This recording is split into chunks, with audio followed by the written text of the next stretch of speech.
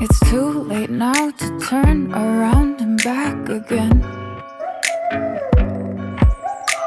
I made my bed and now I lay my head in it.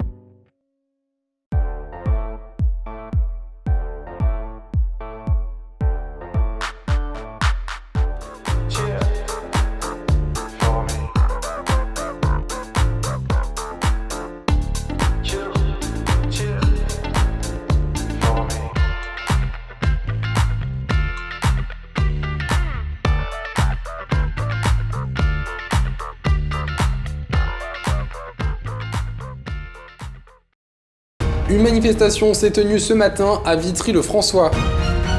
Le président de la région, Jean Rottner, était en Haute-Marne aujourd'hui. Un élevage canin s'est installé à Mesny-sur-Saulx.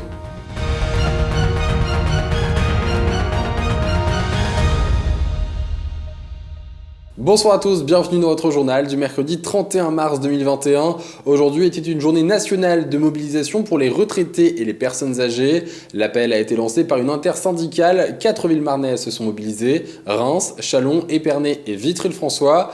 Les organisations syndicales dénoncent notamment la non-augmentation des retraites alors que le coût des différentes charges est en augmentation. Mais la place de la personne âgée au sein de la crise du Covid-19 est également dénoncée. De plus, l'intersyndicale dénonce la désorganisation et la complexité d'obtenir un rendez-vous pour se faire vacciner, ainsi que des difficultés de mobilité pour se rendre sur les lieux de vaccination. On écoute Joël Bastien, représentant la Force ouvrière, au micro de Théo Raguin. Ça serait une augmentation des pensions de retraite, mais ça ne serait pas que ça. Ça serait plus des augmentations pour les salariés aussi, pour tout le monde. Dans le monde du travail, les travailleurs n'ont des salaires de misère de partout. Là, aujourd'hui, c'est le chômage avec cette pandémie. Il y a beaucoup de gens au chômage.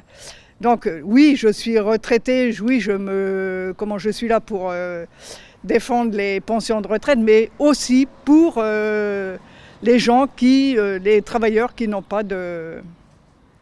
des salaires des salaires de misère. Cette nuit, un tragique accident s'est déroulé à l'entrée du village de Moinlin, près de Saint-Dizier, en Haute-Marne. En effet, vers 22h, un jeune homme de 22 ans a heurté à vive allure et d'une grande violence le muret d'une habitation et un véhicule en stationnement sans aucune trace de freinage. Les sapeurs-pompiers et le SMUR de Saint-Dizier ont rapidement été dépêchés sur les lieux, trouvant alors le jeune homme incarcéré dans son véhicule. Celui-ci a été transporté au centre hospitalier Bragard dans le but d'être héliporté au CHU de Nancy.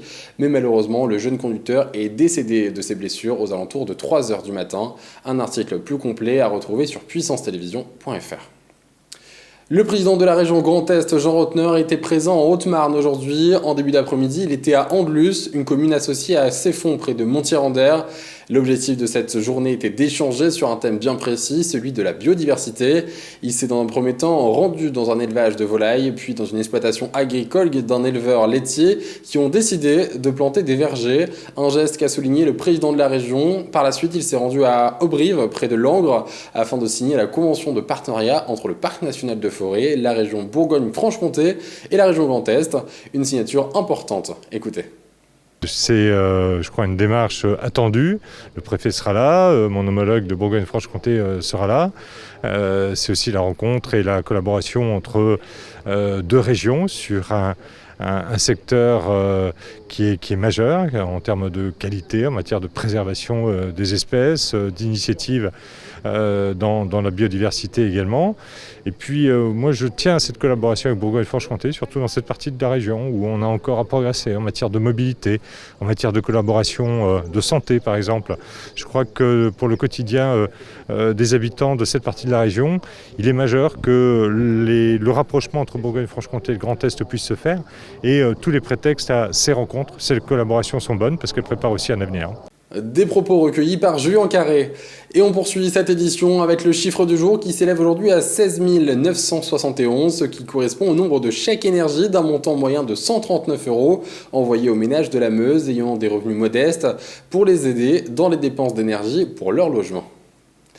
L'Ormolos est une pension canine située à Ménil-sur-Saulx dans la Meuse. En plus d'accueillir des animaux à quatre pattes, l'établissement propose désormais un nouveau service comme un taxi canin, une initiative qui permet de conduire les chiens des personnes ne pouvant se déplacer chez le vétérinaire ou bien dans un salon de toilettage.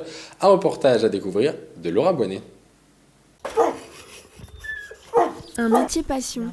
Voici comment Rosita et Arnaud Lorson désignent leur profession. Ils sont aujourd'hui propriétaires du domaine du Lormolos, un complexe canin qu'ils ont créé en 2015. C'était un peu un rêve qu'on avait d'ouvrir notre élevage. Au début, on n'avait que quelques chiens.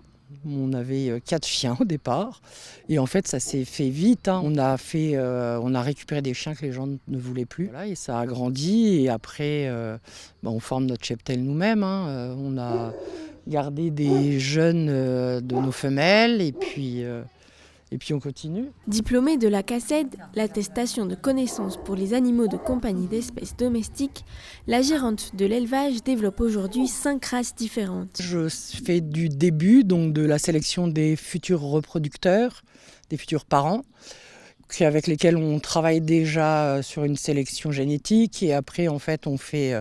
Alors, chez certaines races, on va chercher tout ce qui est titre. Donc, on fait tout ce qui est test de santé. On fait aussi tout ce qui est cotation. On doit faire de l'exposition canine de beauté pour qu'il soit dans le standard de ce qui est recherché pour chaque race. On fait nos mariages qui sont étudiés. Et après, les chiots naissent ici, restent ici jusqu'à temps qu'ils partent dans leur famille. Donc on fait tout un travail de socialisation sur eux avant leur départ pour qu'ils soient le mieux dans leur tête possible. En complémentarité avec ce travail, Arnaud, titulaire d'un BP éducateur, a lancé l'Oréduc, une société d'éducation et de comportement. Après, il fait tous les domaines d'éducation. Donc, c'est-à-dire de l'école du chiot, donc des chiots qui ont généralement à partir de 3 mois, puisqu'il faut qu'ils aient leur vaccin, mais de 3 mois, donc on commence toute la partie éveil du chiot, après les ados, les ordres, et certains partent en sport canin. Malgré une clientèle internationale, le couple propose également des activités plus simples pour leurs voisins comme le taxi canin qui permet d'aider les personnes non véhiculées à prendre soin de leurs chiens.